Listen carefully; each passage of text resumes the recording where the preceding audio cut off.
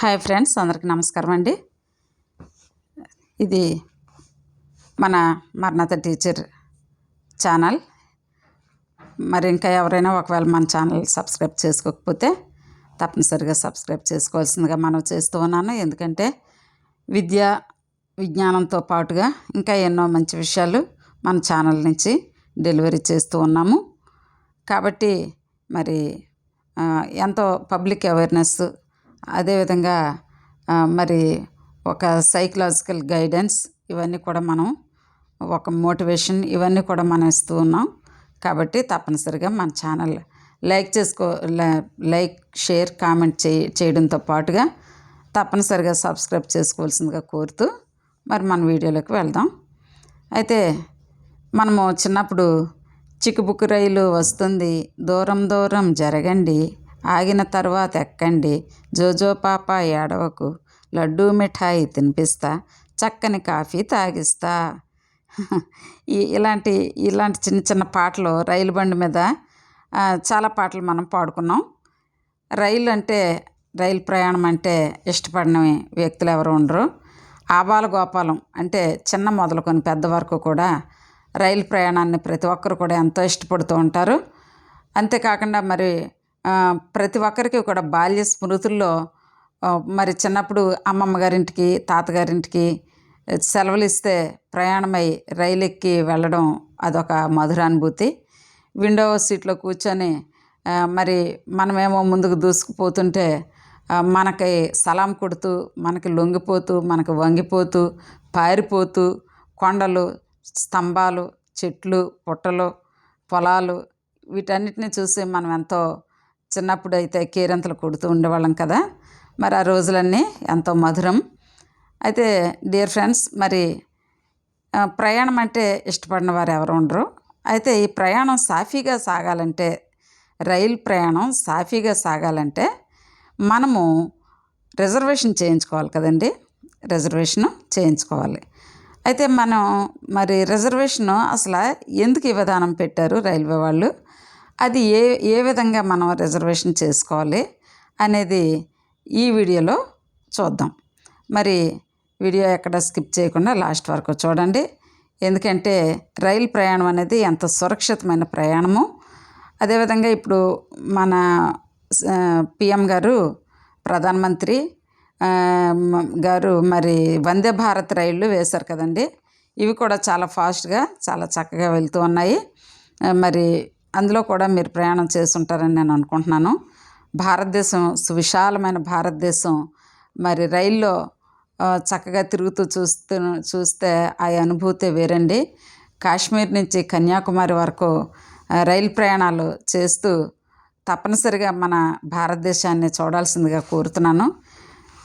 అదేవిధంగా మరి ఇప్పుడు రైల్వే రిజర్వేషన్ విధానం ఏ విధంగా చేస్తాము, ఏ విధంగా చేస్తాం అనేది కొంచెం మీకు వివరించి చెప్పాలనుకుంటున్నాను. చూడండి.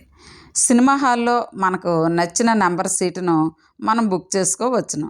కానీ ట్రైన్లో మనం టికెట్లు బుకింగ్ చేసుకునేటప్పుడు అది మహా అయితే అప్పర్ బెర్త్ కావాలా, మిడిల్ బెర్త్ కావాలా, లేక లోయర్ బెర్త్ కావాలా అని మాత్రమే అడుగుతుంది. కానీ ఒక బోగీలో 72 బెర్తులు ఉంటాయి కదా, అందులో మీ లక్కీ నెంబరు బెర్త్ కావాలా అని మాత్రం అడుగదు.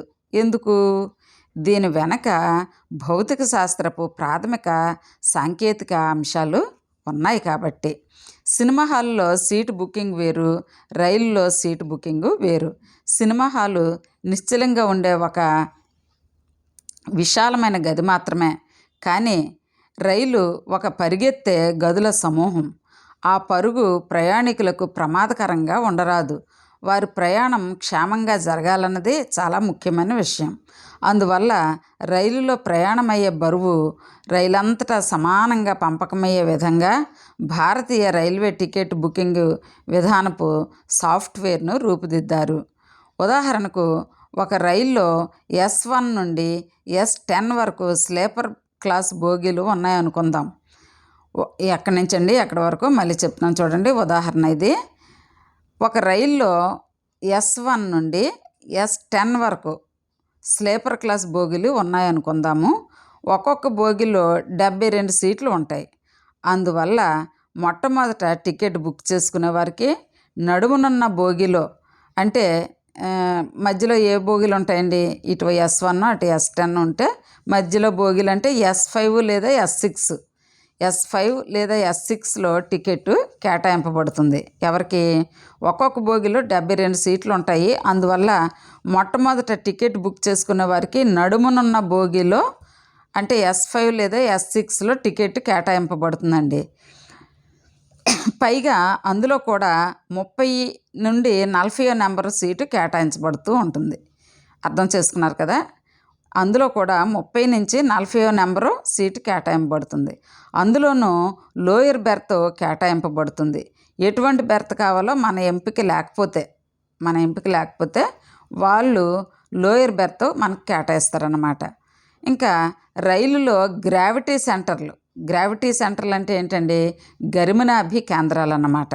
మరి భూమికి ఆకర్షణ శక్తి ఉంది కదా, ఆ ఆకర్షణ శక్తికి వ్యతిరేక దిశలో మనకి రైలు నడుస్తుంటుందన్నమాట. దాన్నే గ్రావిటేషనల్ ఫోర్స్ అని అంటాం. రైలులో ఈ గ్రావిటీ సెంటర్లు అంటే గరిమనాభి కేంద్రాలు సాధ్యమైనంత తక్కువగా ఉండేందుకు గాను అప్పర్ బెర్త్ల కంటే ముందుగా లోయర్ బెర్త్లను కేటాయించడం జరుగుతుంది. చూసారా ఫ్రెండ్స్, ఎన్ని విషయాలని దృష్టిలో పెట్టుకోవాలో.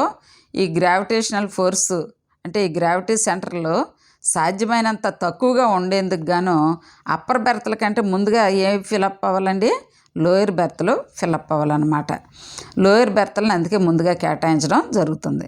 ఇలా మొదటిగా మధ్యలో ఉండే బోగీల్లో, తర్వాత మధ్య సీట్లు, అలాగే క్రమంగా చివరి సీట్లు, మొదట లోయర్ బెర్త్, ఆ తర్వాతనే అప్పర్ బెర్త్, మిడిల్ బెర్త్ కేటాయించబడతాయండి. ఆ తర్వాత మధ్య బోగీలకు ప్రక్కన ఉండే బోగీలలో అంటే S4, S7 మరలా అదేవిధంగా సీట్లు కేటాయింపు జరుగుతూ పోతుంది.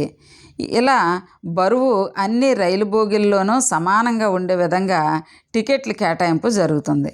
మనం చివరి నిమిషాల్లో టికెట్ కోసం ప్రయత్నించినప్పుడు మనకు అప్పర్ బెర్త్లు 1 నుండి 6 లేదా 66 to 72 నెంబర్ సీట్లు కేటాయింపబడడానికి కారణం ఇదే.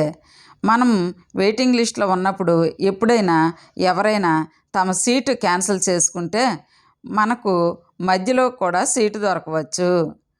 ఈ విధానంలో కాకుండా IRCTC తనకు నచ్చిన బోగిలో నచ్చిన సీటును ఇష్టారాజ్యంగా కేటాయించుకుంటూ పోతే ఏం జరుగుతుంది చూద్దాం.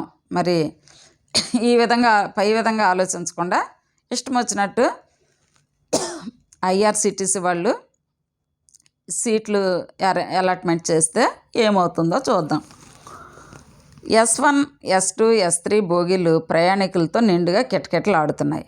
S5, S6 బోగీలు ఖాళీగా ఉన్నాయి. మిగిలిన బోగీల్లో ప్రయాణికులు అరకొరగా ఉన్నాయనుకుందాం. ఎక్స్ప్రెస్ రైళ్లు ఒక్కొక్కసారి గంటకు 100 కిలోమీటర్లకు పైగా వేగంతో పరిగెడుతుంటాయి. అంతటి వేగం వలన చాలా బలమైన గమనశక్తి పుడుతూ ఉంటుంది. అంతటి వేగంలోనూ రైలు మలుపు తిరగవలసి వచ్చిందనుకోండి. ఆ సమయంలో అసమభారం కలిగిన అంటే అన్ఈవెన్లీ లోడెడ్ బోగీలన్నిటి మీద కేంద్ర పరాంగుముఖ బలము అంటే సెంట్రిఫ్యూగల్ ఫోర్స్ సమానంగా ఉండటం సాధ్యం కాదు. అందువల్ల అంతటి వేగంతో బరువు కలిగిన బోగీలు ఒకవైపు ఎడవబడితే బరువు లేని బోగీలు మరొక వైపు బలంగా విసిరివేయబడతాయి. చూడండి ఎంత ప్రమాదం జరగడానికి అవకాశం ఉందో. చక్కగా అంటే సైంటిఫిక్గా వీళ్ళు ఆలోచించి ఆ గ్రావిటేషనల్ ఫోర్స్కి అనుగుణంగా మనకి సీట్లు అలాట్మెంటు చెయ్యకపోతే ఇలాంటి నష్టాలు జరుగుతాయి అన్నమాట. ఇలాంటి పెద్ద పెద్ద గొప్ప ప్రమాదాలు జరగడానికి అవకాశం ఉంది. అందువల్ల అంతటి వేగంతో బరువు కలిగిన బోగీలు ఒకవైపు ఎడవబడితే బరువు లేని బోగీలు మరొక వైపు బలంగా విసిరివేయబడతాయి. అప్పుడు రైలు పట్టాలు తప్పే అవకాశాలు పుష్కలంగా ఉంటాయి.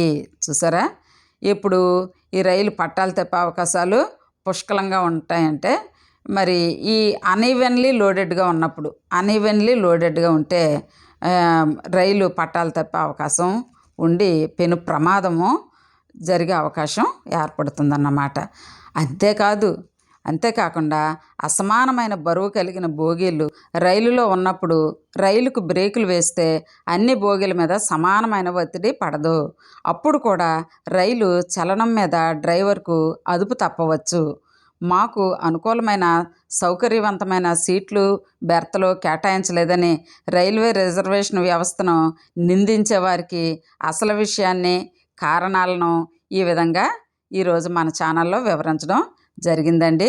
ఇది అసలు సంగతి. అంటే రైల్వే రిజర్వేషన్లు ఏ విధంగా ఎంత ఆలోచించి ఎంత సైంటిఫిక్గా వాళ్ళు ఆలోచించేస్తారనేది ఈరోజు మన ఎడ్యుకేషన్లో భాగంగా చెప్పుకున్నామండి.